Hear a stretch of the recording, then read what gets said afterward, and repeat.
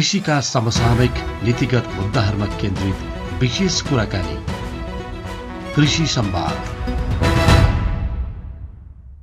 नमस्कार, कृषि संवादमा स्वागत गर्दछु। म नरेश न्यौपाने। आजको कृषि संवादमा हामी नेपाल कृषि अनुसन्धान परिषद नार्कका विद्यमान समस्याहरू के छन्, नार्कले अनुसन्धान गरिरहेका विषयहरू कृषक समक्ष कतिको पुगिरहेका छन् र नयाँ अनुसन्धानका लागि नार्क कसरी अगाडि बढ्दैछ लगायतका सन्दर्भमा केन्द्रित रहेर कुराकानी गर्दैछौँ। कुराकानीका लागि हामीसँग हुनुहुन्छ नेपाल कृषि अनुसन्धान परिषदका कार्यकारी निर्देशक डाक्टर ध्रुवराज भट्टराई। यहाँलाई कृषि संवादमा स्वागत छ। धन्यवाद नरेश। कृषि अनुसन्धानको क्षेत्रमा कस्ता चुनौतीहरू छन्, खास गरी नार्कले अहिले भोग्नु परिरहेका समस्याहरू के छन्, यहीबाट सुरुवात गरौँ। समग्रमा हेर्ने हो भने नेपाल कृषि अनुसन्धान परिषद जो चाहिँ 2048 सालमा यो अटोनोमस अर्गनाइजेसनको रूपमा यो अगाडि आयो। त्यसपछि यसको ऐन विनियमहरू केही संशोधन भएका छैनन्। समय सापेक्ष नार्कलाई अगाडि बढाउनको निम्ति, कृषि अनुसन्धान परिषदलाई अगाडि बढाउनको निम्ति ती सम्पूर्ण पोलिसीहरू अनि गएर हामीले इभन ओएनएमसम्म चाहिँ हामीले अगाडि बढाउन सकेको अवस्था छैन। यी समग्र नीतिगत कुराले गर्दाखेरि नार्कले जुन गतिमा लिनुपर्ने हो अपेक्षा गरे अनुसार त्यो अनुसार जान नसकेको कुरा यथार्थ नै हो। तर पनि नार्कको जो रिसोर्स छ, जो नार्कलाई अहिले तपाईँले समस्याका कुरा गर्नुभएको छ भने हामीसँग अहिले एउटा नीतिगत समस्या भयो, जो कानुनी समस्याहरू छ। भनेको 48 सालदेखिको एउटै नीति त्यही ऐन अनुसार चलिरहेछ। त्यस अनुसार चाहिँ हामीले ऐन संशोधन गर्ने, विनियम त्यो अनुसार बनाउने, ओएनएमलाई चाहिँ त्यो अनुसार चाहिँ पास गराउने र त्यो अनुसार संस्थालाई समग्र सिस्टमलाई चाहिँ अगाडि बढाउन सक्ने काम अझै हुन सकेको छैन। अर्कोतर्फ के छ भने नार्कलाई जुन सरकारबाट जुन बजेट प्राप्त हुन्छ त्यो पनि अत्यन्त न्यून छ। नेपालको बजेटको 0.19% नार्कले पाउने हो। कृषिको क्षेत्रको हेर्ने हो भने 5 देखि 7% नेपाल नार्कले पाइराखेका बजेट हो। त्यो बजेटले नेपाल कृषि अनुसन्धान परिषदका 63वटा अफिसलाई व्यवस्थापन गर्नुपर्ने, त्यहाँका कर्मचारीहरूलाई तलब दिनुदेखि लिएर रिटायर भएका कर्मचारीहरूलाई पेन्सन दिनेदेखि लिएर समग्र अनुसन्धानका चिजहरूलाई चाहिँ अपडेट गरेर अनुसन्धान गर्ने कुराहरूलाई चाहिँ त्यो बजेट अत्यन्त न्यून हो नेपालको हाम्रो केसमा चाहिँ। अन्य देशहरूमा योभन्दा धेरै लगानी हुन्छ अनि मात्रै त्यसको प्रतिफल आउने कुरा हुन्छ। तर न्यून लगानी एकतर्फ छ, अर्कोतिर हामीसँग मेन पावर हेर्ने हो भने बिलो 50% चलिरहेछ। अहिले हामीले बिलो 50%, 50% भन्दा कम जनशक्तिद्वारा यो नार्कलाई सञ्चालन गरिरहेका छौँ। एकतर्फ मेन पावरको समस्या छ, अर्कोतर्फ बजेटको समस्या छ, अर्कोतर्फ यसको ऐन र यसको विनियमहरू संशोधन नहुनुको समस्याहरू छन्। समग्र चारैतिरबाट समस्याले घेरिएको छ। तर पनि यहाँ बसेका वैज्ञानिकहरू, यहाँ बसेका विद्वानहरूले धेरै काम गर्नुभएको छ। त्यसैको प्रतिफलले अहिले नेपालमा तपाईँले हेर्नुभयो भने हाम्रो नेपाल कृषि अनुसन्धान परिषदमा थोरै लगानी भए पनि अहिले नेपालमा तपाईँले नर्मल्ली हेर्नुभयो भने मुख्य खाद्यान्न बालीमा 35% नार्कले विकास गरेका जातहरू किसानले प्रयोग गर्नुभएको छ। 90% भन्दा बढी गहुँका जातहरू प्रयोग गर्नुभएको छ। 70% भन्दा बढी मकैका जातहरू प्रयोग गर्नुभएको छ। त्यसै गरेर 45% भन्दा बढी चाहिँ आलुका जातहरू प्रयोग गर्नुभएको छ। 60% भन्दा बढी चाहिँ मसुरोको जातहरू प्रयोग गर्नुभएको छ। त्यसै गरेर अन्य प्रविधिहरू, व्यवस्थापन सम्बन्धी प्रविधि, प्याकेज अफ प्र्याक्टिसका कुराहरू, चाहे त्यो फर्टिलिटी म्यानेजमेन्टको कुरा हो, खाद्य तत्त्व व्यवस्थापनका कुरा हो, समग्र कृषि विकासको निम्ति चाहिँ नार्कले प्रविधि दिएको छ।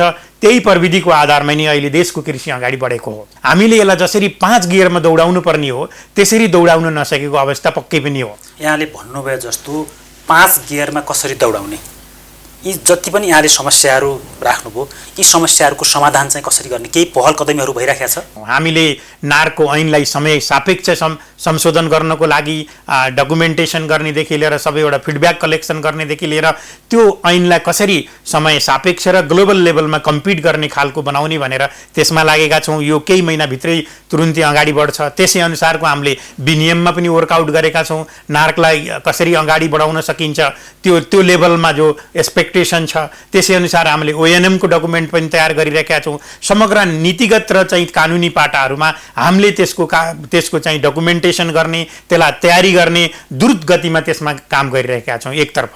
अर्कोतर्फ हामी के गरेका छौँ भन्दाखेरि नार्कबाट पाउने किसान र उद्यमीहरूले पाउने जो सुविधा छन् त्यसलाई चुस्त दुरुस्त र गुणस्तरीय बनाउनको निम्ति हामीले सबै हाम्रा 63वटै अफिसलाई सर्कुलेट गरेका छौँ, उनीहरूलाई चलायमान बनाएका छौँ र समग्रमा हामीले कमिटमेन्ट गरेका छौँ र त्यसरी हामी अगाडि बढ्दैछौँ। अर्कोतर्फ चाहिँ हामीले नार्कबाट दिने जुन सेवाहरू छ, हामीले कृषि अनुसन्धानलाई किसानसँग जोड्नको निम्ति विभिन्न नयाँ योजनाहरू गर्दैछौँ आगामी आर्थिक वर्षमा। त्यो भनेको स्थानीय सरकारका प्राविधिकहरूलाई नार्कले सिधै अनुसन्धान केन्द्रबाट तालिम दिने, उद्यमी किसानहरूलाई चाहिँ सिधै नार्कले चाहिँ आफ्नो अनुसन्धान केन्द्रभित्र आवासीय तालिम दिने, यस्ता किसिमका परिपाटीहरू गर्दै किसान वैज्ञानिक अन्तर्क्रिया जस्ता कार्यक्रमहरू गर्ने, ज्ञान केन्द्रहरूलाई चाहिँ सहजीकरण गर्ने, नार्कले आफ्नो प्रविधि प्रसारमा पनि आफ्नो कदम अगाडि बढाउन लागेको छ। यसभन्दा पहिल्यै नार्कले चाहिँ प्रविधि प्रसारमा त्यति धेरै काम गर्दैनथ्यो। नार्कले प्रविधि निकाल्ने अनि विभागलाई दिने हुन्थ्यो। तर अहिले नार्कले यो रियलाइज गरेको छ कि हामीले पनि प्रविधि प्रसारमा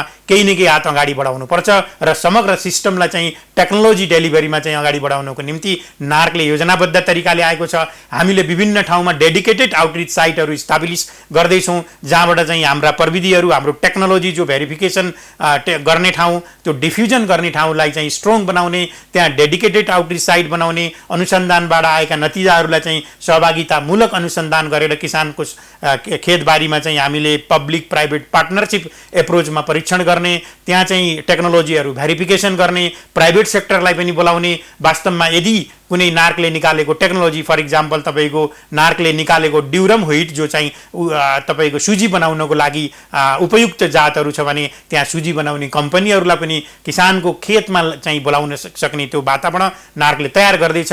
नार्कले एकतर्फ किसानसँग जोड्ने, अर्कोतर्फ चाहिँ अनुसन्धानलाई इन्डस्ट्रीसँग जोड्ने हिसाबले तयारी गरेको छ र त्यो अनुसार चाहिँ हामी अगाडि बढ्दैछौँ। समग्रमा चाहिँ नार्कलाई साउथ एसियन लेभलमै हामी जुन काउन्सिल मोडलमा गएका छौँ, जो भारतीय कृषि अनुसन्धान परिषद जसलाई चाहिँ आइसिआर भन्छ, त्यो मोडललाई हामीले एडप्ट गरेको र त्यो अनुसारको हाम्रो ऐन र विनियममा पनि उनीहरूको जस्तो मोडलमा चाहिँ हामीले अगाडि बढ्नुपर्छ। अब हामीले निकट भविष्यमा यो नार्कलाई यदि कानुनी तरिकाबाट यसको बाटो खोल्दिने हो र समग्र रूपमा यसलाई आवश्यकता अनुसारको चिजहरूले सरकारलाई प्रोभाइड गर्ने हो भने हामीले बङ्गलादेश कृषि अनुसन्धान परिषदको लेभलमा आगामी 3 वर्षमा पुर्याउने चाहिँ तरिकाले योजना बनाएर अगाडि बढेका छौँ। नेपाल कृषि अनुसन्धान परिषद नार्कले जति पनि अनुसन्धानका कामहरू गरेको छ, जस्तो प्रविधि विकासका कामहरू गरेको छ, त्यो चाहिँ कृषक समक्ष पुगिरहेको छैन भन्ने गुनासो छ। हाम्रो अहिलेको संरचनागत हिसाबले हेर्ने हो भने पहिला हामीले कृषि विभागलाई दिन्थ्यौँ र कृषि विभागको विङबाट यो चाहिँ स्थानीय स्तरमा पुर्याउने काम हुन्थ्यो। अहिले कृषि विभागको नेटवर्क पनि त्यतातिर टुटेको छ, किनकि सङ्घीय उसमा गइसकेपछि अहिले यो टेक्नोलोजी ट्रान्सफरमा समस्या अवश्य पनि आएको छ। त्यसले गर्दा नार्कले अहिले के इनिसिएटिभ लिन खोजेको छ भन्दाखेरि नार्कले स्थानीय सरकारका प्राविधिकहरूलाई ट्रेन गर्ने र स्थानीय लेभलका उद्यमी किसानहरूलाई ट्रेन गर्ने, त्यसै गरेर ज्ञान केन्द्रका प्राविधिकहरूलाई ट्रेन गर्ने, समग्र सिस्टमलाई ट्रेन गरेर नार्कका प्रविधिहरूलाई चाहिँ तपाईँको हस्तान्तरण गर्ने अथवा ह्यान्डओभर गर्ने, परिपाटीको विकास गर्ने हिसाबले चाहिँ हामीले त्यो योजना बनाएर अगाडि बढेका छौँ र आगामी आर्थिक वर्षमा हामीले यसमा धेरै लेभलमा फड्को मार्छौँ भन्ने कुरा मैले तपाईँलाई एस्योर गर्न चाहन्छु। नार्कमाथि लगानी गरेको जुन 0.19% छ सरकारले, त्यसले यो देशको सम्पूर्ण कुरा नार्कले गर्छ भनेर मात्रै एक्सपेक्टेसन गर्नु हुँदैन। कृषि मन्त्रालय अन्तर्गतको बजेटमा 5 देखि 7% नार्कले जुन पाइरहेछ, त्यसबाट चाहिँ नार्कले नै सबै गर्ने हो भनेर उसमाथि राखेर सबै चोक्किनु भन्ने चाहिँ त्यो होइन। तर हामीले सबैले मिलेर चाहिँ प्रविधिको क्षेत्रमा अवश्य नार्कले गर्छ। उत्पादन बढाउनको लागि प्रविधिको साथसाथ चाहिँ तपाईँको सिँचाइको व्यवस्था चाहिन्छ, त्यसै गरेर तपाईँको मलको व्यवस्था चाहिन्छ, त्यसै गरेर समग्र सप्लाई चेनको कुरा स्ट्रङ गर्नुपर्ने हुन्छ। यी समग्र चिजहरूको एउटा कलेक्टिभ इफोर्ट नै चाहिँ तपाईँको कृषि विकास हो। त्यसको लागि नार्कले प्रविधिको क्षेत्रमा नार्कले तपाईँको स्ट्रङ रूपबाट आफ्नो योजनाबद्ध तरिकाले अगाडि बढिरहेको छ र हामीलाई आशा छ हाम्रो ऐन संशोधन हुनेछ छिटै नै, त्यो अनुसार हाम्रो विनियम पनि स्वीकृत हुनेछ अनि हामीले त्यो अनुसार ओएनएम बनाएर हाम्रो नार्कलाई एकदम तपाईँको सिस्टममा लगेर नार्कको एउटा सिस्टमले काम गर्नेछ, समग्र कृषि अनुसन्धान प्रणालीको नार्कले नेपालमा नियमन गर्नेछ, अनुगमन गर्नेछ, प्रविधि विकास गर्नेछ, यो देशभित्र हुने सम्पूर्ण अनुसन्धानको चाहिँ अनुगमन गर्नेछ, त्यसबाट आएका प्रतिफलहरूलाई चाहिँ किसान समक्ष पुर्याउनको लागि पहल गर्नेछ र किसान र उद्योगपतिहरूलाई पनि अनुसन्धानसँग जोड्ने कोसिस गर्नको लागि हामीले योजनाबद्ध तरिकाबाट आएका छौँ। निकट भविष्यमै नार्कको ऐन संशोधन हुन्छ, त्यो अनुसारको विनियम हुन्छ, त्यो अनुसारको ओएनएम हुन्छ, त्यो अनुसारले हामीले मेन पावरलाई प्रयोग गर्नेछौँ, त्यो अनुसारको केही बजेटहरूको व्यवस्था हुनेछ।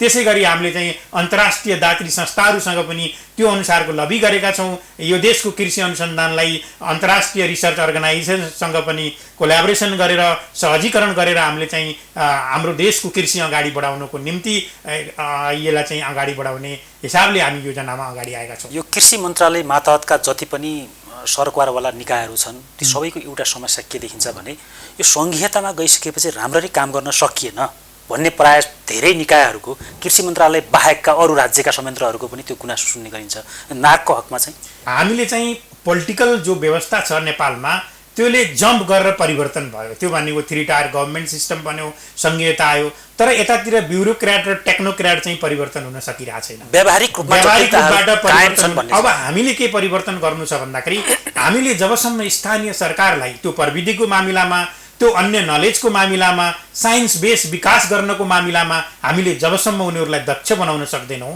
स्थानीय सरकारलाई, स्थानीय सरकारभित्र भएका विभिन्न शाखाहरूलाई जबसम्म हामीले स्ट्रङ बनाउन सक्दैनौँ, स्थानीय स्तरलाई चाहिँ जबसम्म हामीले स्किल बेस्ड अथवा तपाईँको साइन्स एन्ड टेक्नोलोजीमा अथवा समग्रमा तपाईँको सक्षम बनाउन सक्दैनौँ, त्यहाँ बजेट मात्रै दिएर पनि हुने होइन।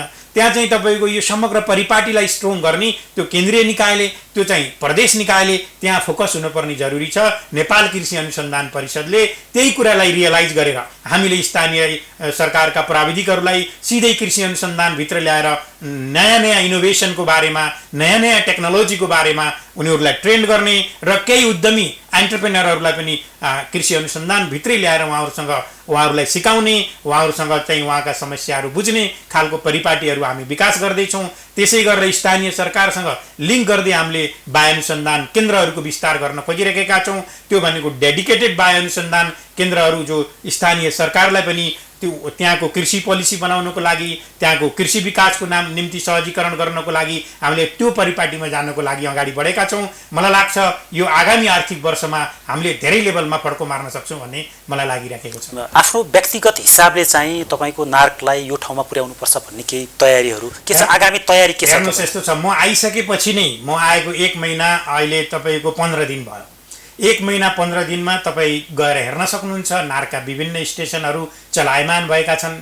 चाहे त्यो ब्युटिफिकेसनको मामिलामा हो, चाहे अनुसन्धान स्थल व्यवस्थापनको मामिलामा हो, चाहे ल्याब सुदृढीकरणको लागि तदारुकताका साथ अगाडि बढ्ने मामिलामा हो, चाहे समग्र तपाईँको अनुसन्धानमा वैज्ञानिकहरूलाई एउटा वातावरण बनाउनेको मामिलामा हो, हामीले समग्र काममा मैले भनेका सबै कुराहरूमा चाहिँ अगाडि बढिरहेका छौँ र समग्र वैज्ञानिक समुदायहरूले मेरो नेतृत्वमा अगाडि बढ्नको निम्ति उहाँहरू चाहिँ एउटा चाहिँ कटिबद्ध तरिकाले वचनबद्धता जाहेर गर्नुभएको छ र हामीले भनेका छौँ आगामी 3 वर्षभित्र नेपाल कृषि अनुसन्धान परिषदलाई बङ्गलादेश कृषि अनुसन्धान परिषदको हाराहारीमा हामी लिएर जान सक्छौँ। यसको 20 वर्ष पहिले नार्क र बार्क एकै ठाउँ थियो।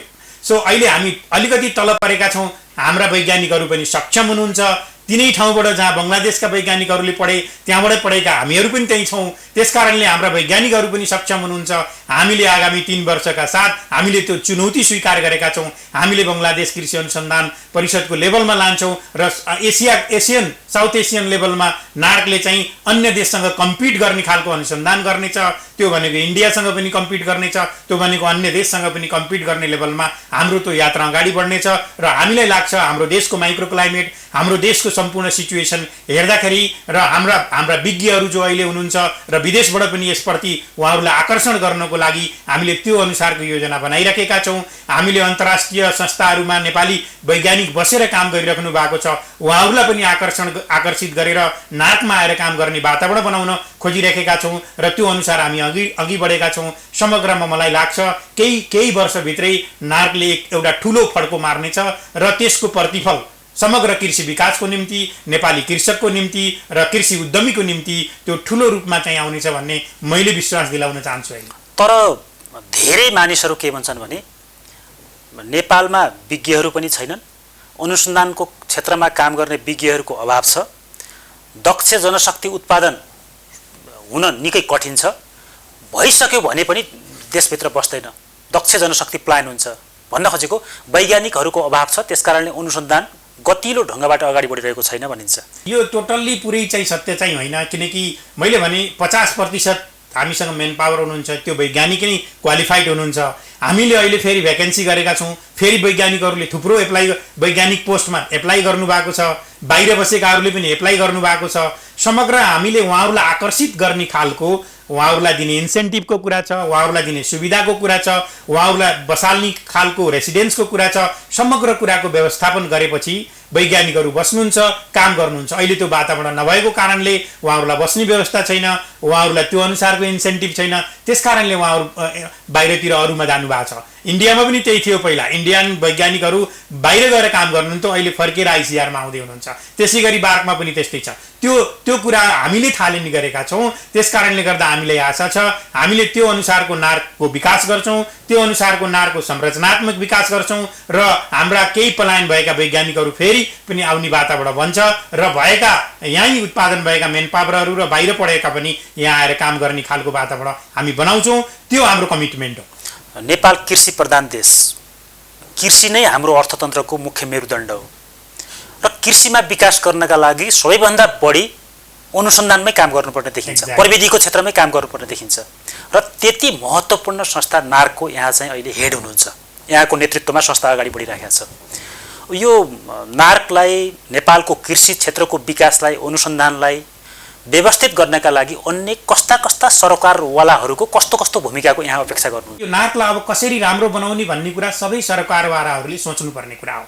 त्यो भनेको योजना आयोगले, त्यो भनेको मिनिस्ट्री अफ फाइनान्सले, त्यो भनेको मिनिस्ट्री अफ एग्रिकल्चरले, त्यो भनेको अन्य स्टेक होल्डरहरू जो विदेशी दात्री निकायहरू नेपालमा काम गर्नुहुन्छ, अनुसन्धानको क्षेत्रमा लगानी गर्नुहुन्छ, सबैले, त्यो भनेको नेपालका विभिन्न इभन प्रदेश सरकारले, इभन सबै स्थानीय सरकारले चाहिँ यसलाई सहजीकरण गरेर यो संस्थालाई एउटा विज्ञहरू बसेर काम गर्ने खालको वातावरण तयार गर्नुपर्ने हुन्छ। तपाईँले अहिले भर्खर भन्नुभयो यो देश कृषि प्रधान देश हो। पहिला कृषि प्रधान देश थियो, 50 वर्ष पहिला हेर्नुभयो भने 60-70% चाहिँ जिडिपीमा, नेसनल इकोनोमीमा तपाईँले कृषिले योगदान गर्थ्यो। तपाईँ 30 वर्ष पहिला हेर्नुभयो भने 32-33% चाहिँ योगदान गर्थ्यो। अहिले तपाईँ हेर्नुभयो भने 23.9% मात्रै कृषिले चाहिँ नेसनल इकोनोमीमा चाहिँ कन्ट्रिब्युट गरेको छ जिडिपीमा। यसको मतलब के छ भन्दाखेरि रेमिटेन्स भन्दा पनि कम छ अहिले कृषिको योगदान चाहिँ। किन यस्तो भइरहेछ भन्दाखेरि अब यस हिसाबले हेर्ने हो भने, नेपालको इकोनोमीको हिसाबले हेर्ने हो भने यो देश कृषि प्रधान देश भन्दा पनि रेमिटेन्स प्रधान देश भइसक्यो।